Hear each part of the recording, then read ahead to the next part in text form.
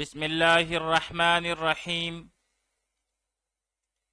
الحمد لله رب العالمين والعاقبة للمتقين والصلاة والسلام على خير خلقه محمد وآله وأصحابه أجمعين.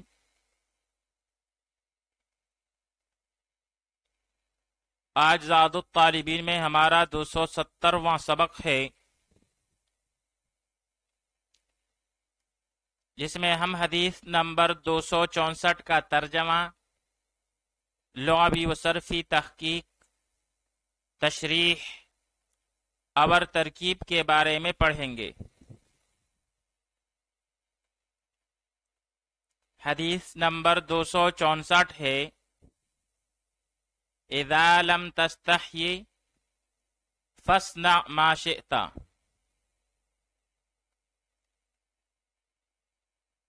اذا لم تستحی فاصنع ما شئت۔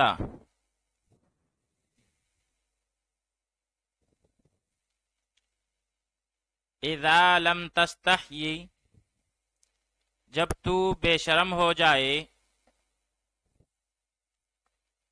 فاصنع، پس تو کر، ما شئت، جو تو چاہے۔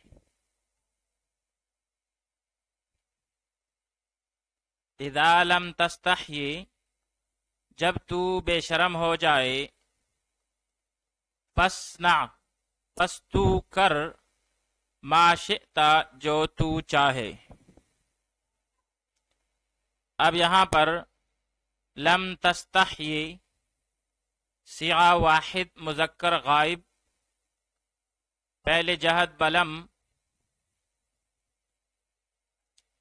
لفیف مقرون، اسباب استفعال جیسے استحیا یستحیی، استحیاء بمعنی حیا کرنا۔ لم تستحی اصل میں تستحیی تھا، لیکن لم جازمہ کی وجہ سے آخر سے یا حرف علت کو گرا دیا تو لم تستحی ہو گیا۔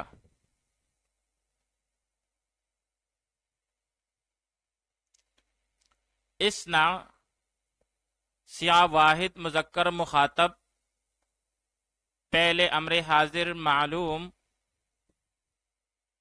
صحیح اسباب فتح یفتح جیسے صنع یصنع صنعا و صنعا بمعنی بنانا، کر گزرنا۔ شئت صیغہ واحد مذکر مخاطب، پہلے ماضی معلوم، اجوفی یائی و محموز اللام، اسباب سمع یسمعو جیسے شاء یشاء مشیئتاً بمعنی چاہنا۔ آئیے اب اس حدیث شریف کی تشریح پڑھ لیتے ہیں۔ حضرت ابو مسعود عقبہ بن عمر رضی اللہ تعالی عنہ فرماتے ہیں، جو کہ اس حدیث کے راوی ہے،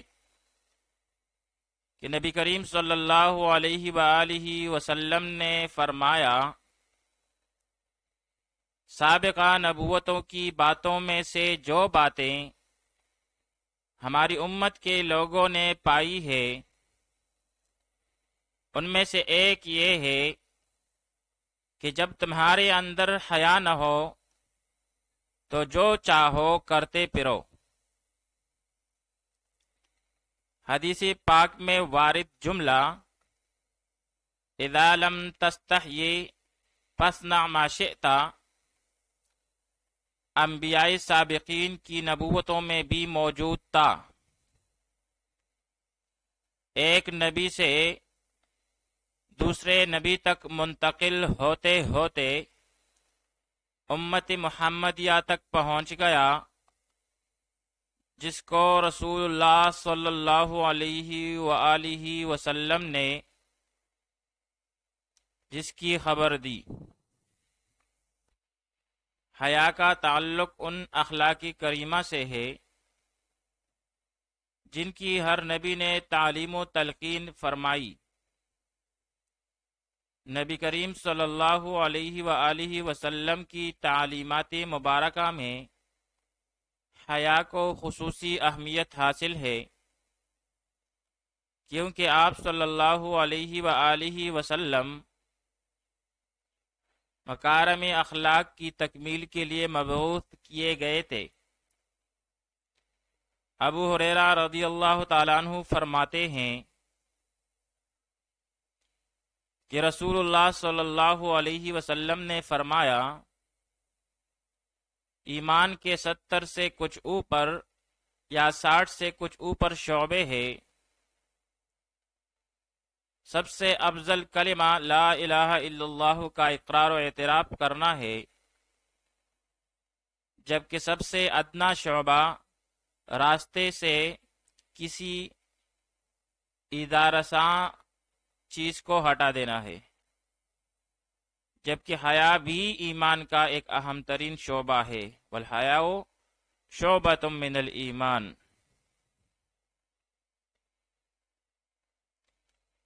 سیدنا عثمان غنی رضی اللہ تعالی عنہ کے مناقب جلیلہ میں حیا کو خصوصی مقام حاصل ہے، بلکہ آپ صلی اللہ علیہ وآلہ وسلم نے انہیں سب سے سچی حیا والا قرار دیا۔ سچی حیا سے مراد یہ ہے کہ کسی بھی گناہ کے مرتکب ہونے سے قبل اللہ تعالی کی نگرانی کا تصور کیا جائے اور اس ذات جبار و قہار سے حیا نیز اس کا خوف، یہ انسان کے لیے گناہ کے ارتکاب سے مانع ہو جائے،